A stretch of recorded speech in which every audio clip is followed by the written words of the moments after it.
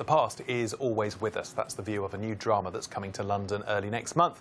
Now is not the end, or Now This Is Not the End, is a play telling the story of identity and heritage through the eyes of 3 generations of women. Set both in Berlin and London, the audience gets transported from World War II to the present day, where any future plans are interrupted by past secrets. I'm pleased to say Rose Lewenstein, who wrote the play, is with me in the studio. Very good morning to you. Good morning. Where do I start? In a nutshell, what is the story about? The story is about 3 generations of women within one family. The eldest, the first generation, who's moved to London from Berlin as a child refugee before the Second World War. The youngest, who's now making a life for herself in Berlin, having studied German in London. And then the second generation, who's embarks on this desperate search to connect with her identity, to find the stories of her past, at the point where her mother is starting to suffer from oncoming dementia.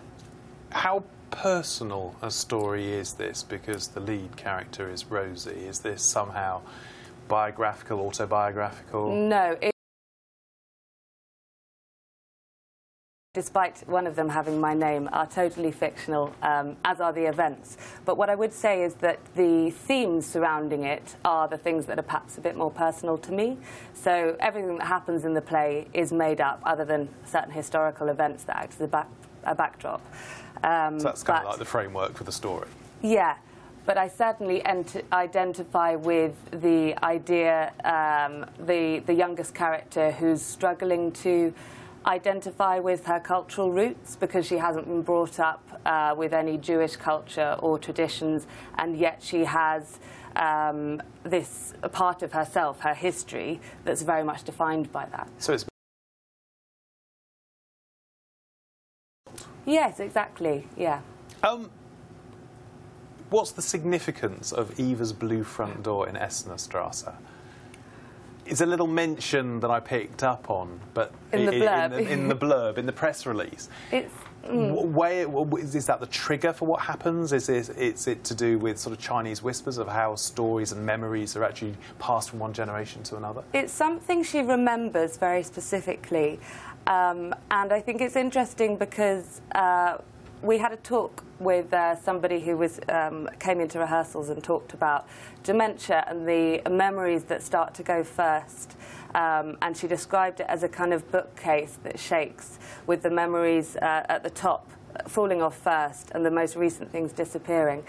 And so those things from childhood are the ones to stay with people, and that's what she's clung on to. She can't remember what she's done the week before. She might not even remember somebody towards the end that she knows, but she can remember the colour of her front door, and that's the significance. So how does the intergenerational bit take place, and how somebody's recollection is different from somebody else's? Well, it's set in the present, so it's not a historical play. So it spans 10 to 15 years.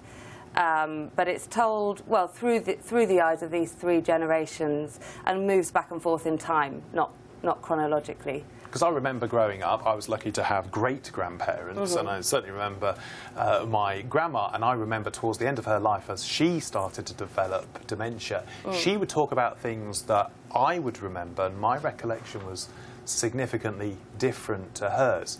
How did that become the actual kind of basis of a play, a story? Well, I was interested in writing a story about stories, I suppose. What we remember, what we choose to remember, what we perhaps choose to forget. And so I suppose the dementia side of it, which plays a part, it's not the main feature of the play, it's something that's there, that's happening.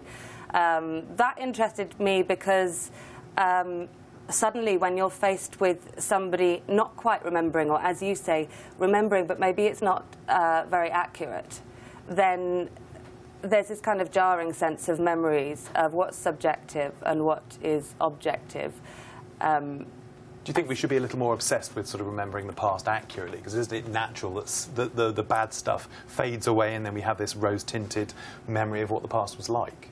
That's an interesting question. I don't know. I mean, one of the things that first inspired me to start writing the play was an article that I read a few years ago, I think in The Guardian, and it was speaking to Holocaust survivors that had not spoken about any of their experience for years and years. And it was a mixture of child refugees and some people that had survived camps and come to this country afterwards. And what struck me about the article most of all was that they said everyone who is a survivor of the Holocaust will be dead within 10 to 15 years, which is probably by now about 10 years. And so it just struck me that we're at a point in history, which comes along every so often, where we're at that turning point. And in a few years, we're not going to be able to hear those stories firsthand. So if we don't get those recorded now, then they're lost forever? Well, that's the question. I don't think they are lost forever, but they won't be told by the people who experienced them. Oh, to what extent? You talk about homeland being an important theme in the play. Why is that when, in this modern day, we're all becoming a lot more nomadic, we might live in a different country, different city?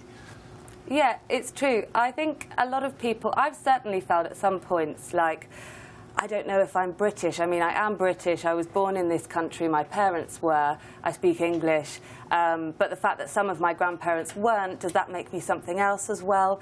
And I think a lot of people who've come to this country, or their parents have, or grandparents, second or third generation, I can't speak for everybody, but I think some people... sense of their roots. Yeah, struggle with balancing that sense of British identity with your roots, especially if you have people come up to you and go, where are you from? And you go, London. And they go... But where are you really from? Originally, yeah. Where's your family from? But I think, so home to me now is most certainly here in London, and home to me means somewhere where it's full of people from all over the place. I used to use the phrase, wherever I charge my phone, that's my home. Beautiful. But what do you expect your audience to sort of take away from this? Is it just a performance, or is there something to think about afterwards?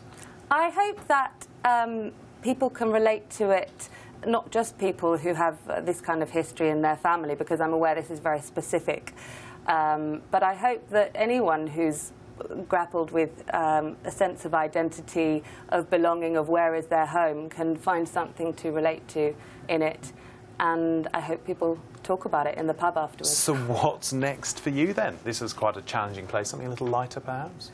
Yeah, I'm working on a few projects at the moment. I just finished writing a play called Psycho Slut. Sounds riveting. You must come back and tell us about that. And I'm also working on a play called Darknet, which is about cyber warfare. So we've been researching and developing that. It sounds like you're going to have quite a lot to do over the next few days. Just to remind us that it's at the Arcola Theatre from June the 3rd through to the 27th, and then you'll start working on the next projects. Rose Lewenstein, thank you very much. Hopefully we'll see you soon, and hopefully see more of the show.